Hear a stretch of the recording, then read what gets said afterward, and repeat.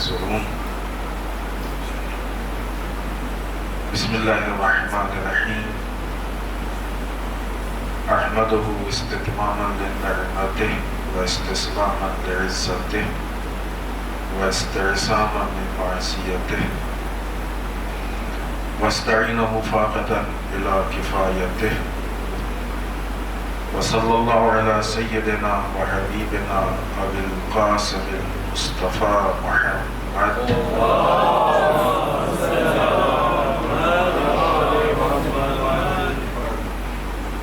والصلاة والسلام على آله الطيبين الطاهرين المعصومين المظلومين لا سيما الحجة بقية الله الأعظم روحي وأرواح العالمين له الفداء ولعنة الدائمة الباقية على أعدائهم أجمعين إلى قيام يوم الدين. أما بعد، شام غریبہ کے عنوان سے مجلس اعزاز کا انعقاد کیا گیا ہے. یہ وہ شام ہے کہ آپ کے دل بھرے ہوئے ہیں، احساسات موجود ہیں. ابھی جو کلام آپ نے سماعت فرمایا یہ تقریباً شام غریبہ کی مجلس کا جز بن چکا. آپ کے ذہنوں میں ایک فضا بن گئی ہوگی کہ ایک شام غریبہ کا تصور آ گیا ہو. صرف 3 جملے اس شام سے متعلق اور اس کے بعد ذکر مصیبت. آپ تصور کیجئے کہ ایسی شام کہ جس شام میں خیام میں مرد نہ ہو، یا خواتین ہوں یا بچے ہوں، اور اگر امام سجاد ہیں بھی تو غش کے عالم میں. خواتین عموماً ڈوب جاتی ہیں. ایسے موقع پہ تو فوج یزید اپنی بات کو منوا دیتی، لیکن ہمارا لاکھوں سلام ہو ان شام غریبہ کے وارثوں پہ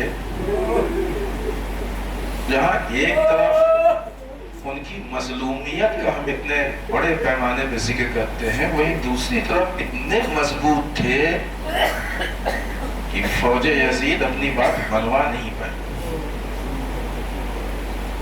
پہلا پوائنٹ. دوسرا پوائنٹ، ٹھیک ہے نہیں منوا پائی، کم سے کم اپنے آپ کو حالات کے حوالے چھوڑ دیتے، جیسے حالات ہیں ویسے دیکھا جائے.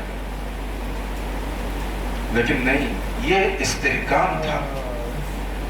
جس قافلے میں سوائے مظلومیت کے سامان کے کچھ نہ ہو، ان کے ارادوں میں اتنا استحکام تھا کہ اپنے آپ کو حالات کے حوالے نہیں ہونے دیا. اور صرف یہی نہیں کہ حالات کے حوالے نہیں ہونے دیا، کوفے اور شام کے مراحل بتاتے ہیں کہ یزید چاہتا تھا کہ اس کی فتح کا اعلان ہو، زینب چاہتی تھی کہ حسین کی فتح کا اعلان ہو. زینب نے حسین کی فتح کا اعلان کر کے بتا دیا کہ یزید تو تخت پہ بیٹھ کے کمزور ہے اور ہم اسیری میں کھڑے ہو کے مضبوط ہیں. شام غریبہ کا پیغام یہ ہے کہ ساری غربت ایک طرف، ساری بے کسی ایک طرف، ساری مظلومیت ایک طرف، لیکن اللہ کے ارادے کی طاقت، اللہ کے راستے کی طاقت ایک طرف ہے کہ جس کو بڑے بڑے شاہان وقت بھی توڑ نہیں سکتے. عزیزان محترم، 2 عنوان سے ذکر مصیبت کرنا ہے. آپ کے دل بھرے ہوئے ہیں، بہت تفصیلی گفتگو نہیں کر سکتے. عورتوں کے لیے بڑا سخت وقت تھا کہ جس وقت حسین نے آ کے کہا خدا حافظ. اب تک کوئی بھی خدا حافظ کرتا تھا تو ایک امید تھی کہ ہاں مردوں میں کوئی ہے. حسین کی رخصت کو مقاتل میں بہت تفصیل سے بیان کیا گیا ہے، 6-7 مرحلوں میں بیان کیا گیا، اور واقعی ہمت نہیں ہوتی کہ حسین کی رخصت کو بیان کیا جا سکے. ایک وہ روایت ہے حسین کی رخصت کی کہ جب حسین نے زینب سے اپنا پرانا والا لباس مانگا. اب ایک یہ مظلومیت ہے کہ بہن نے اپنے بھائی کو اپنے ہاتھ سے لباس نہیں کفن دیا ہے، دوسری مظلومیت یہ کہ جب حسین نے اس کو جگہ جگہ سے چاک کر کے پہنا اور اس کی وجہ بتائی کہ ہمارے قتل ہونے کے بعد جسم پہ سے لباس کو لوٹ لیا جائے گا، ہم اس لیے پہن رہے ہیں کہ کم سے کم اس کو اشکیا چھوڑ دیں، حسین کا جسم برہنگی سے بچ جائے۔ نواسے رسول کی اس سے زیادہ مظلومیت کیا ہوگی؟ عزیزوں، امام سجاد کے خیمے میں گئے، وہ رخصت اپنی جگہ پہ ہے، چھوٹی سی بچی سامنے آ گئی، کہا بابا ہمارے ساتھ وہ سلوک کرو جو یتیموں کے ساتھ ہوتا۔ کن کن مرحلوں سے ہوتے ہوئے حسین خدا حافظ کر کے خیمے سے باہر نکلے۔ عزیزوں، ایک روایت میں ہے کہ حسین جنگ کرتے کرتے کافی آگے نکل گئے تھے، ایک مطلب پھر واپس خیمے میں آئے، اور آنے کے بعد ایک بار پھر خدا حافظی کی اور خدا حافظ کر کے دوبارہ نکلے۔ اب جو حسین گئے تو تھوڑی دیر کے بعد خیمے کے دروازے سے گھوڑے کی آواز آئی۔ بعض بیویاں یہ سمجھی کہ شاید حسین پھر خدا حافظی کے لیے آئے ہیں، لیکن اب جو باہر آ کے دیکھا تو حسین تو نہیں تھے، حسین کا ذوالجلال تھا جو گھوڑا دروازے پہ کھڑا تھا، خون سے تربتر تھا۔ ایک مرتبہ سکینہ آگے بڑھی، اے میرے بابا کے گھوڑے، اتنا صرف بتا دے کہ جب میرا بابا قتل کیا گیا تھا اس کو پانی پلایا گیا تھا یا پیاسا قتل کر دیا گیا؟ خواتین تنہا ہوں اور کانوں میں یہ آواز آ جائے کہ حسین کے لاشوں کو پائمال کر دیا جائے۔ عزیزوں، لاش اور حسین پائمال ہوا، لوٹنے کا سلسلہ شروع ہوا۔ نہیں، ابھی خیمے نہیں لوٹے، ابھی سب سے پہلے حسین کے جنازے کو لوٹا گیا۔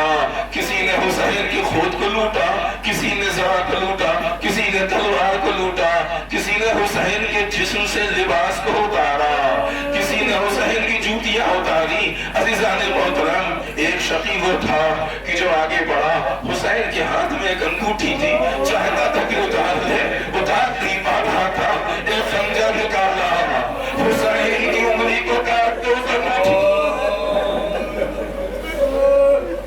زیادہ بہت کو جب زینب کی نگاہ پڑی ہوگی اس کٹی ہوئی انگلی پہ تو زینب پڑھاتے ہو۔ حسین کے جنازے کو لوٹنے کے بعد اب ان فوجوں نے خیام کے اوپر حملہ کر دیا، آواز آجی کی خیموں کو لوٹ لو۔ عزیزوں، یہ آواز حسین کی زندگی میں بھی ایک بار آئی تھی۔ حسین ایک مرتبہ تیزی سے آگے بڑھے، اے ابو سفیان، اگر تمہارے پاس دین نہیں ہے تو انسانیت تو ہے، تمہاری ہم سے جنگ چل رہی ہے، ان عورتوں کا اس سے کیا تعلق؟ لیکن آزادارو، اب کوئی نہیں تھا جو تشریح کو روکتا۔ ایک ہجوم برپا ہوا، خیام کی طرف حملہ ہوا، ایک مرتبہ آنکھوں نے سامان لوٹنا شروع کیا، کسی نے عورتوں کے کانوں سے زیورات کو چھینا، کسی نے خیام کے سامان کو چھینا۔ ایک شخص آگے بڑھا، جس بستر پہ امام سجاد لیٹے تھے اس کو ایسے کھینچا کہ امام زمین پہ گر پڑے۔ کسی نے نیزوں سے عورتوں کے سروں کی چادروں کو چھیننا شروع کی۔ ایک بیوی کہتی ہے کہ ہم نے دیکھا کہ ایک سپاہی ایسا تھا کہ جس کی آنکھوں سے آنسو جاری تھے لیکن لوٹ رہا تھا۔ ہم نے اس سے پوچھا کہ یہ شخص یہ بتا کہ تو رو کیوں رہا ہے؟ کہا تو محمد لوٹے جا رہے ہیں، روئے بنا تو کیا کریں؟ کہا جب تجھے اتنا ہی بات تو لوٹ کیوں رہا؟ عجب من دیتی عزیزان محترم، کہتا ہم نہیں لوٹے گے تو کوئی اور لوٹ لے گا، اس لیے لوٹ رہے ہیں۔ عزیزوں، اس طریقے سے لوٹنا شروع ہوا۔ عزیزان محترم، لوٹنے کے بعد ایک مرتبہ خیام میں آگ لگا دی گئی، بیویاں پریشان، روزاداروں، کوئی ایسی چیز نہیں تھی کہ جو انہیں حق کے پاس بچتی۔ اب تو سب میں رکھیے گا جو 3 نقطے ہم نے آغاز میں آپ کے سامنے پیش کیے تھے کہ اس بے بسی کے بعد ان خواتین کا وہ عزم و ارادہ باقی تھا۔ عزیزوں، خیام میں آگ لگ گئی، ایک ایک کر کے بیویاں خیموں سے باہر نکل رہی ہیں۔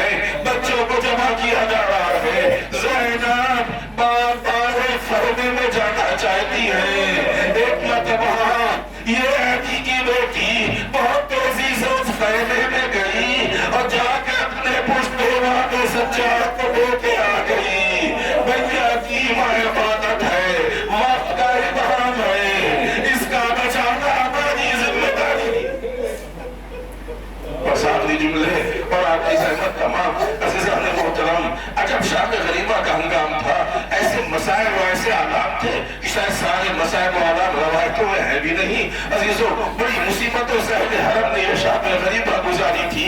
عزیزان محترم جب یہ اشقیاء سارا سامان لوٹ چکے، خیام میں آگ لگا چکے، ایک مرتبہ بچوں کو جمع کیا جانے لگا کہ سارے بچوں کو جمع کیا جائے۔ عزیزوں اب جو دیکھا تو کچھ بچے کم نظر آئے، زینب و کلثوم نے ڈھونڈنا شروع کیا۔ معلوم یہ ہوا کہ جب سامان کو لوٹا جا رہا تھا، خیام میں آگ لگائی جا رہی تھی، تو کچھ بچے ایسے تھے کہ جو گھوڑوں کے سموں کے نیچے آ گئے اور اسی سموں کے نیچے وہ اس دنیا سے رخصت ہو گئے۔ لو آزادارو، ابھی تک زینب نے اہل حرم کو جمع کیا تھا، اب ان شہید بچوں کے جنازوں کو زینب اکٹھا کر رہی ہے۔ اے مولا حسین، اسے آسمی تک لاشوں کے لاشیں آپ لائے، شام غریبہ میں زینب نے جنازوں کو اٹھایا۔